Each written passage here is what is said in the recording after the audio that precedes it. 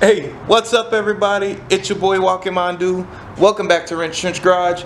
Today, yes, we're continuing with the Mustang, but I did a few things last night that I didn't record, so I'm just gonna go through that real quick. So basically what I ended up doing is actually bolting in the motor mounts all the way. Just sticking that on the end of that thing and drive it home, and then that's your motor mount. Do that on each side.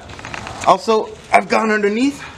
Oh, it's hard to get under here. See, this is why I don't record while I'm under here, because it's really a pain in the ass to do. But I do it for you guys. I do it for you guys. So as you can see right there, exhaust is pretty much in. I didn't plug any of this stuff up yet, but it's in. I also put a brand new oil level sender in there. I put a little bit of thread tape on the threads and then just kind of cranked it in there. Hopefully it won't leak. I gotta do something with that oil dipstick. It's still a little weird, so I'm gonna mess with that. Got the plate secured. What else did I do last night? Also, cross member is in. Or maybe I'll get a lift one day and then I'll be able to do this a little easier. But anyhow, just to show you right there, I gotta put a new bolt in there. The one that was in there had some messed up threads.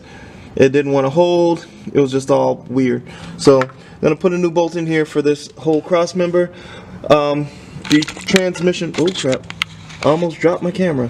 Okay, anyway, the transmission mount is in and bolted on. So basically I'm just gonna throw some new bolts, one on each side, with some stuff that I got from Home Depot. And what I have is grade 8 hardcore good stuff, automotive bolt stuff. It's not the cheapest, it's actually just, but I wanted something that holds really good, so I got this grade 8 stuff from Home Depot. This whole set of stuff cost me like $5, $6, but you know, I plan on changing all that stuff under there because I want it uniform. I don't really have to, I could just change the one. But I'm starting to talk too much again. I'm going to change these right here, and we'll be done with this for the transmission, and I can go ahead and start putting the drive shaft in there. I want to get everything under the car done today, and then I'm going to go ahead and start focusing on getting all the accessories on. After the accessories are bolted on, the next thing I want to do are the hoses, and after the hoses, the last thing I want to do are actually the wires, because I'm going to try to hide all the wires based on where everything else is in relationship in the engine bay. Hope it works. So I'm going to go ahead and put those 2 bolts in now, slide this thing out of here, and then we'll go ahead and get started on some of these accessories. So I'll see you in a bit.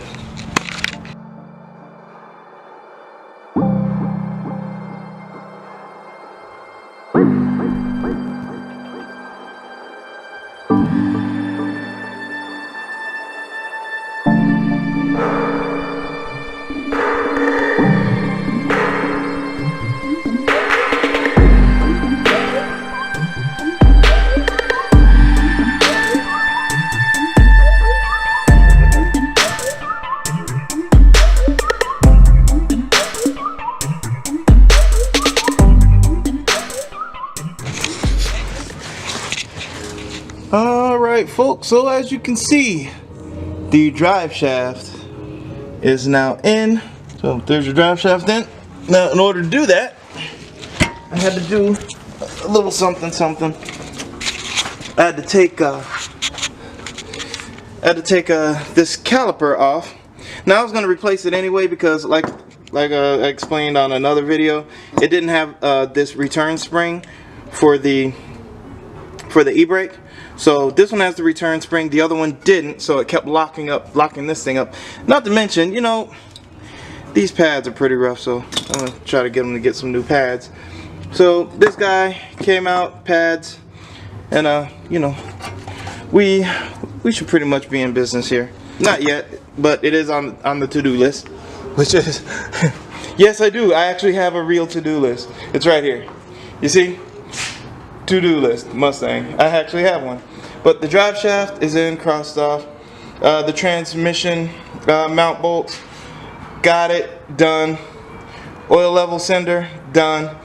The starter is actually in, but I don't have it hooked up, so I can't really cross it off yet. And I can't hook it up until I actually start running the wires and see where I'm gonna tuck them. So that's gonna be a thing, but I'm gonna wait until I actually start wiring.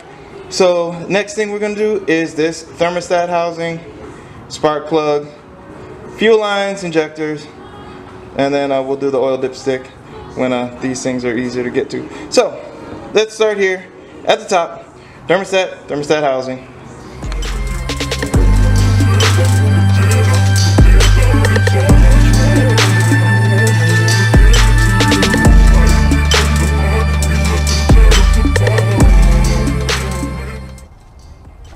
See that little dot right there? Make sure that little dot is facing at the 12 o'clock position, because that's what helps this thing kind of drain. So when you put it through, make sure that thing's up at the top, lined up with that hole right there, and then that's how you get that. Now I'm just doing that now so it holds position while I put it on there. So I'm gonna give it a little bit of time to just kind of do its thing. Let's see, lined up right here, that hole lined up right there. So you just let it hold there for a second, let it do its thing, and while you're at it, you can go ahead and start putting your RTV right on here.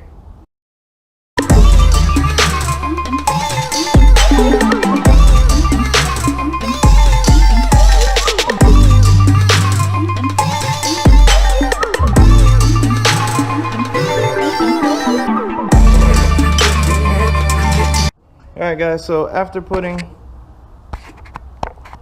coat of blue RTV on there, good old sensor safe stuff, making sure that you are lined up hole here and here, you can go ahead and stick this bad boy on there. Now there's two bolts, there's a shorter bolt and a longer bolt. The longer bolt goes in through where there's more space, of course. I know a lot of you guys know that, but just in case somebody doesn't know that, I don't have an actual tutorial channel. However, I do tutorials on my channels sometimes, but that is not the main purpose of my channel. My channel is actually more of a vlog style channel, where occasionally I'll do a tutorial if I feel like it's something that I ran into that could help somebody, or I'll do a tool review. That's pretty much it. That's all I got.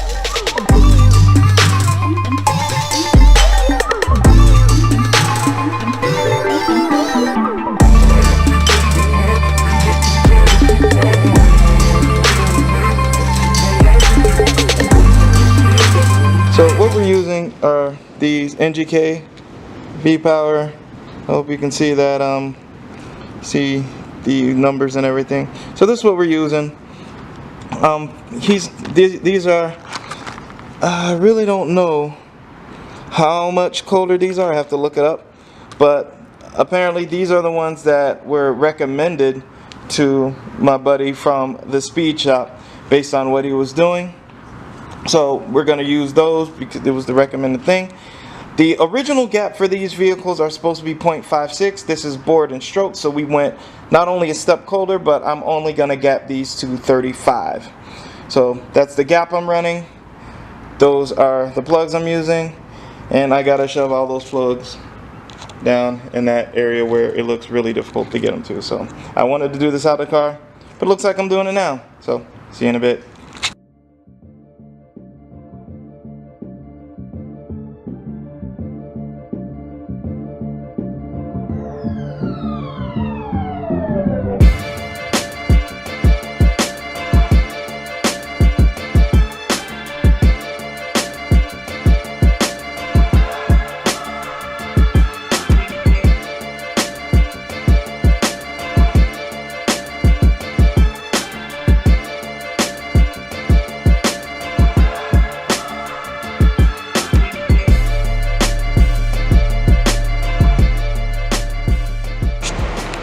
Alright guys, it's a couple of days down the line. I do apologize for that. I had got a little busy. But we're back on this guy right here. See, I covered up that intake. So what we're going to do right now is I'm going to go ahead. I started fiddle futzing with this just a little bit. So these are the water lines that go to the water pump and the thermostat. and then they go all the way back here into the cab where the heater core is. So we're gonna go ahead and we're gonna do those, and then I'm gonna go ahead and put the fuel lines on, and then we're trading those old injectors. The old injectors were 42 pound, were 24 pounders, and we're gonna be exchanging it for these 42 pounders. So 24 to 42. These had some really good O-rings on them already, so I didn't bother with those. I do have some extra O-rings that I bought, but those appear to be okay, so I'm not gonna mess with them. And these over here, the O-rings looked a little bit ratty, so I went ahead and changed them. So we got the brown O-rings over here, we got the blue O-rings over there, and I think everything will be fine. All these O-rings appear to be in good working shape. There's no chips or anything in them. I know usually you would replace them, but actually they look good, so I'm not going to worry about it. So as long as they stick in there good and they don't leak, I'm not going to worry about it too tough. So that's what I'm going to do now. So I'll see you guys in a bit. Going on time lapse.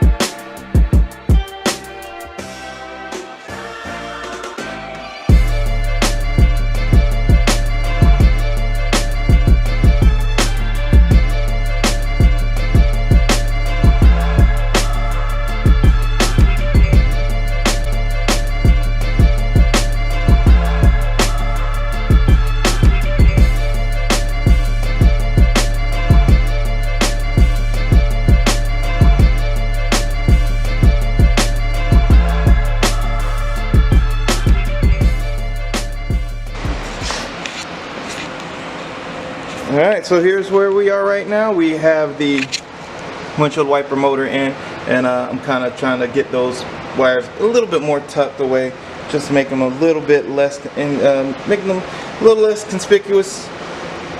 The rest of the stuff, as you can see, we got the new injectors on. I went ahead and hooked up the fuel lines as well. I went ahead and put that air temperature sensor on. We also have this sensor over here. I think that's already in good shape. I just got to peel the tape off of it. But for the most part, we are pretty much on our way with this thing. We have coolant lines on, so that's all done. Once this charges, I'm going to go ahead and show you guys how to put together the supercharger for a version 1 for the Vortec. So Vortec V1 supercharger kit. I'll go ahead and show you how to assemble that, what I know to assemble to put this supercharger kit on. So I'll be back, see you in a bit. Okay, so I finally got a charged battery here, and I want to kind of just go over a little bit about this version 2 supercharger kit. And this is the bracketry for it, and as you can see, I've already done some assembly on it from when I did the mock-up on the engine. But as you can see, the first thing I ended up actually putting on was the alternator itself, and there's just a couple of short bolts. Well, there's just a shorter bolt, as you can see there, and then there is a slightly longer bolt that goes through here on this side. These are the actual bolts that those are the actual, like, kind of the factory bolts that go through here, and it just kind of hooks up to this to this plate here, which is the bracketry for the supercharger. This is the kit that I got. Now this was a used kit, so some stuff I had to kind of figure out on my own and kind of fudge. But this thing here is the idler pulley. Well, not an idler pulley. It's actually the replacement pulley for the smog.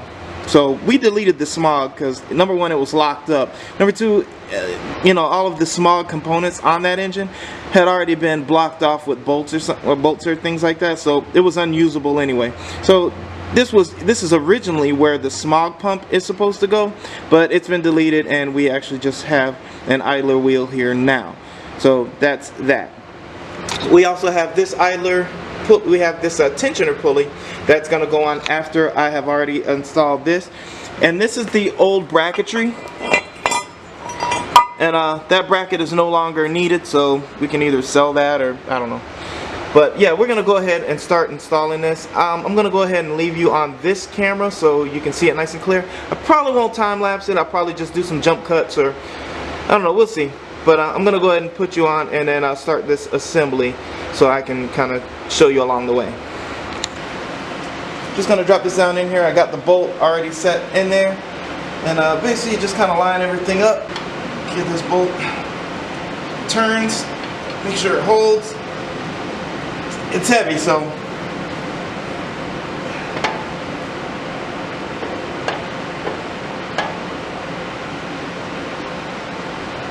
bolt goes way back in here.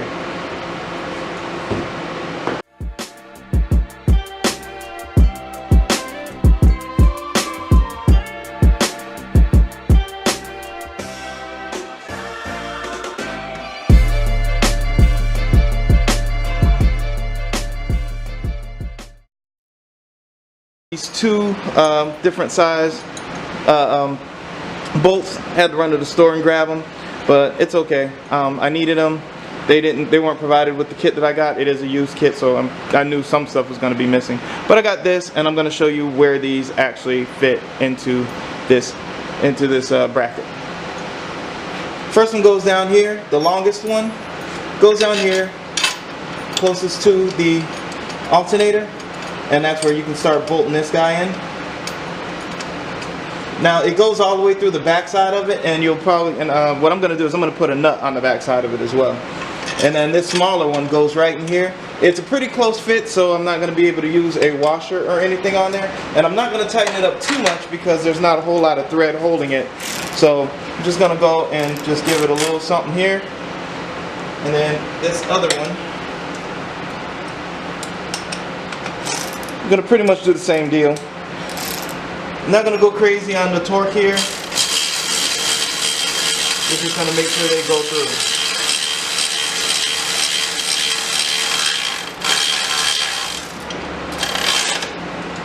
Alright, so that.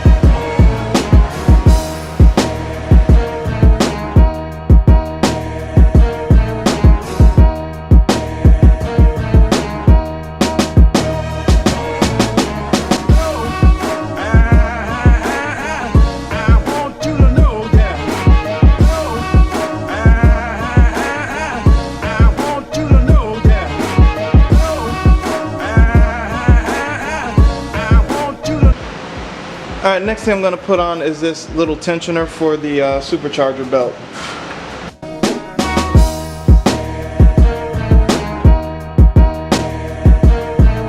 We're going to be fine with it. This center one is a little too long, and I don't like stacking washers. So what I'll probably do is cut that bolt down.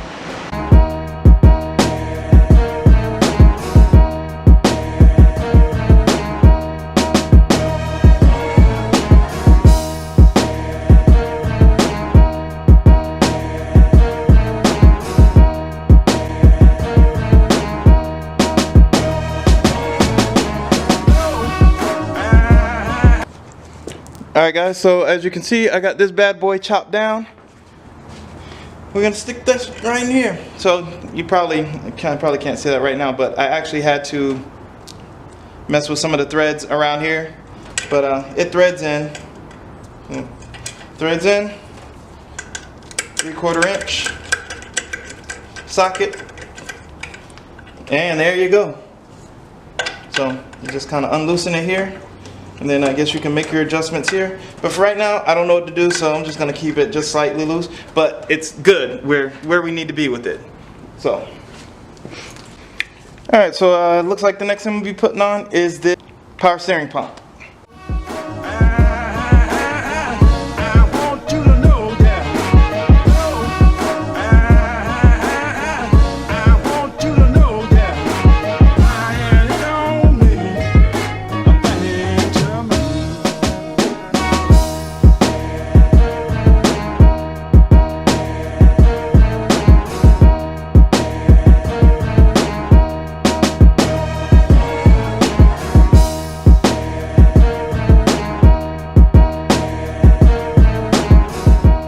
Alright guys, sorry about the crappy audio, but I had to switch to the GoPro, my camera died.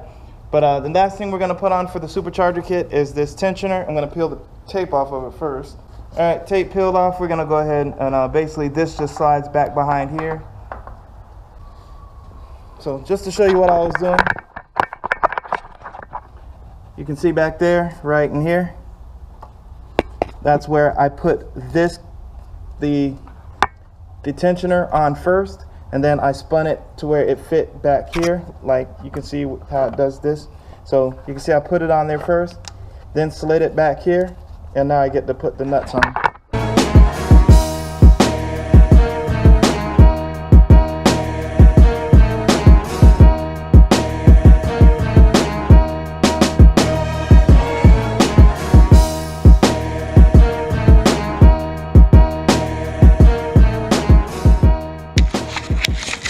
Alright guys, so we got a special delivery. So, just a sneak peek guys, this is gonna be the next video. I'm gonna do a review on this guy. So that's only for the people that watch this video that you get to see what's coming next. So,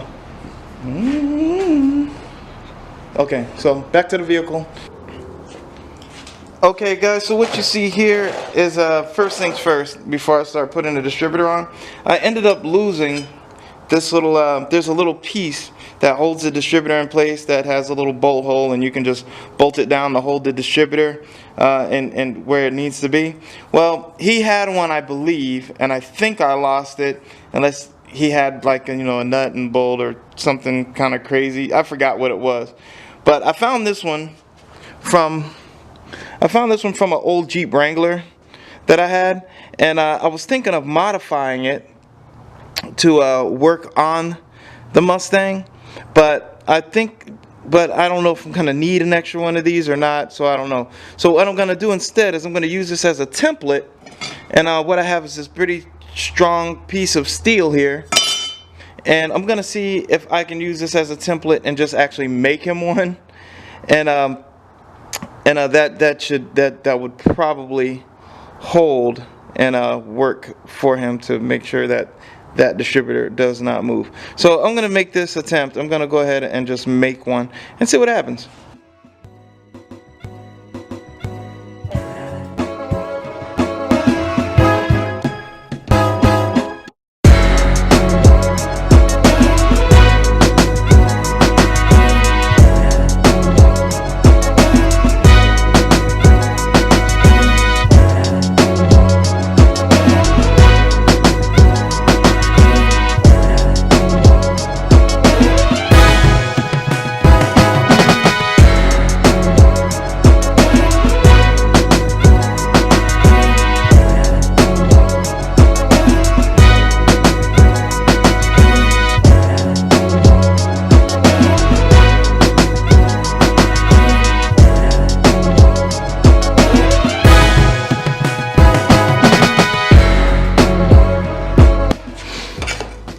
hope the camera didn't cut off before I showed you kind of what I got. We're gonna see if it fits. Then I'm gonna trim it up a little bit, see if I can make it look just a little bit nicer than that. Stick a hole in it and see if it holds it down.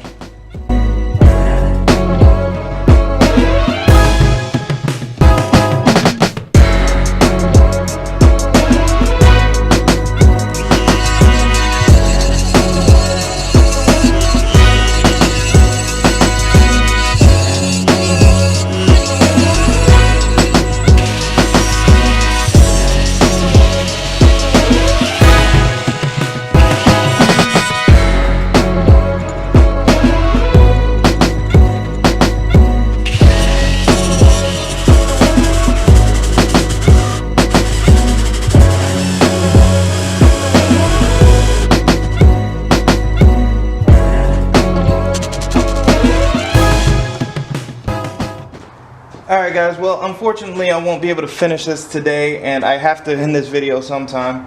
But just to show you the kind of the final result here, I'm going to let you zoom in here. That's what I got. I ended up making my own little hold down for this thing. Didn't spend a dime. Found some old metal that I just shaped up, stuck a hole in it, and you know what? It fit on there just fine. Can't believe I almost put that. I think that distributor's almost in there exactly perfect. First try, not even trying. So, but yeah, you can see the piece right here fits right on there as a hold down. Bolt goes in there. The unfortunate part is I don't have the right size bolt for it. It requires a 5/16-18, and I just don't have one. I have to go to the store and get one, and I'm a little late because I got to get some rest for work tonight. Alright guys, so with that being said, thank you so much for watching. I appreciate it. Don't forget to like, subscribe, and comment. Don't forget about my Zazzle store. The link is in the description below. And you guys keep wrenching. Wrench Trench out. Peace.